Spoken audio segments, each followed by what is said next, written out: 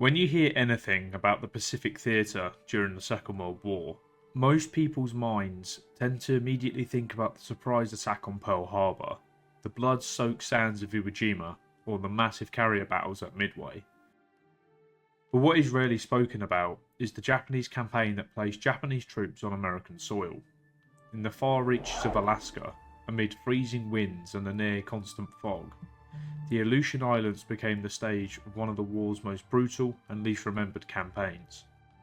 In June 1942, the Japanese Empire was at the height of its power.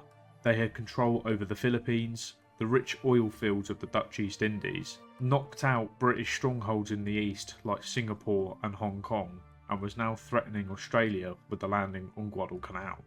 Japanese naval leaders knew that they needed a knockout blow against the Americans, and plans were drawn up to invade Midway and bait the carriers out to a final battle. However, whilst this showdown took place, they launched a diversionary attack north in the Pacific against the Aleutian Islands, a small chain of frozen rocks and tundra leading away from Alaska. The Japanese thought if the American carrier fleet could be destroyed, these island chains could be used as a jumping off point towards the American mainland. And so Admiral Yamamoto approved of Operation AL on May 1942.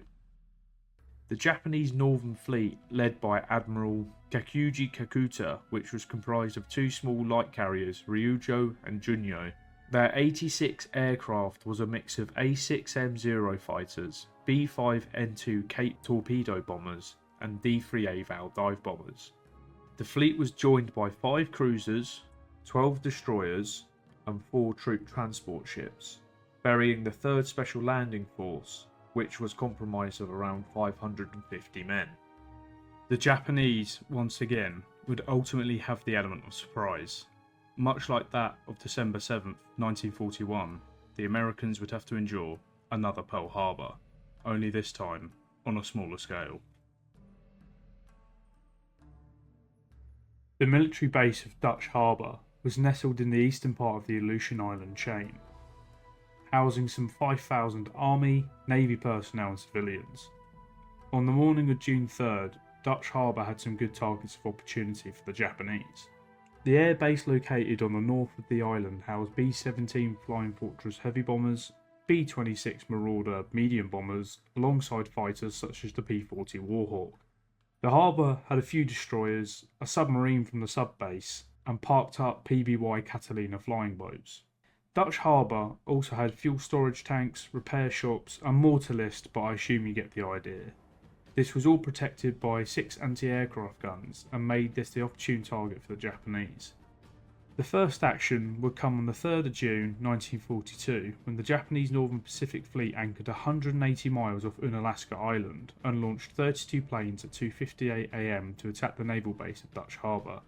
The first strike consisted of 12 A6M0 fighters, 10 B-5N Cape torpedo bombers, configured with bombs as a high-altitude bomber, and 12 D3A Val dive bombers. One of the main problems that both sides would come to overlook is the terrible weather and climate around the Aleutians, with unpredictable squalls, thick fog, and low clouds often appearing and disappearing at will. This would derail Japanese plans on the 3rd, which saw the contingent of 34 aircraft whittled down to 12, since the other planes could not locate the target. After 4 o'clock in the morning, the 12 Japanese planes screamed into the harbour. Targets included the radio station, fuel tanks, and the infrastructure. The base at Fort Meade at the north end of the island was attacked and struck by 2 bombs which penetrated one of the barrack cuts, killing 17 men. There was no warning of the Japanese raid, so most of the military personnel on the island were asleep. Upon hearing the explosions, many rushed to their stations in confusion but still returned fire. The Japanese returned from the raid, only suffering 1 bomber lost from a crash when taking off earlier that day. After the attack had left, both military and civilians started moving guns around into positions expecting an invasion coming next. However, what followed was another attack on Dutch Harbour on the 4th of June. June 4th saw the Japanese Northern Fleet close the gap of 180 miles to just 100 miles off Dutch Harbour and launched a second strike at 4 p.m. This strike consisted of 35 planes and focused more on military sites such as the airfield, shipping in the harbour and bases. At 5 PM, the Japanese planes again steamed into the harbour. The A6M Zero fighters strafed the airfields, destroying 4 B-17s, 2 B-26 Marauders and 2 P-40 fighters. The dive bombers went for shipping, and although was deterred from attacking 2 destroyers in the bay due to heavy anti-aircraft fire, they instead went for the beached old steamer SS Northeastern, scoring a direct hit on its bow, causing a fire that would remain for 3 days. In a nearly coincidence to the land-based bombers' attack at Midway, the United States Air Force B-17s and B-26s came across the Japanese carrier force and attacked it at high altitude. The strike scored no hits, and in turn, the Americans had lost 2 bombers. The Japanese second raid was a success, but it wasn't without its casualties. 3 planes that were damaged from the anti-aircraft fire never returned back to their carriers. The Japanese attack group was also jumped by 6 patrolling P-40s after the raid. The ensuing aerial battle also cost the Japanese 3 more aircraft. Although a success, Admiral Kakuta received orders to call off further attacks on Dutch Harbour and to steam to the Central Pacific with the 2 light carriers to aid the combined fleet, which was limping back to Okinawa after losing 4 of its fleet carriers at the Battle of Midway. However, the Japanese wouldn't know it yet, but the attack on Dutch Harbour would aid the Americans more than it would slow them down. Unbeknownst to the Japanese, a Zero had crash-landed on Aleutian Island 25 miles east of Dutch Harbour, killing its pilot Tadayoshi Koga. In June of that year, the Americans discovered the Zero and brought it back to the United States to be repaired, after which it was flown and tested.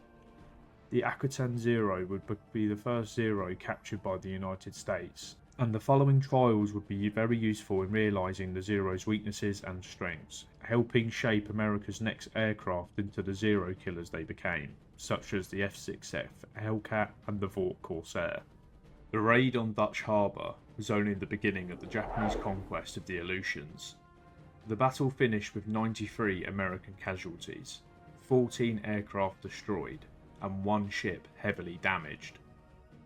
Also, several important facilities such as the hospital, oil tanks and other buildings were reduced to rubble. The Japanese, on the other hand, lost 15 men, 5 of those being captured, 8 aircraft destroyed, and 1 valuable Zero fighter captured. Next time, we will discuss the Japanese landings on Attu and Kiska during their Aleutian Island campaign, and the American response. Thanks for watching. Please like and subscribe for further content and to keep updated with this very unknown Battle of the Wall.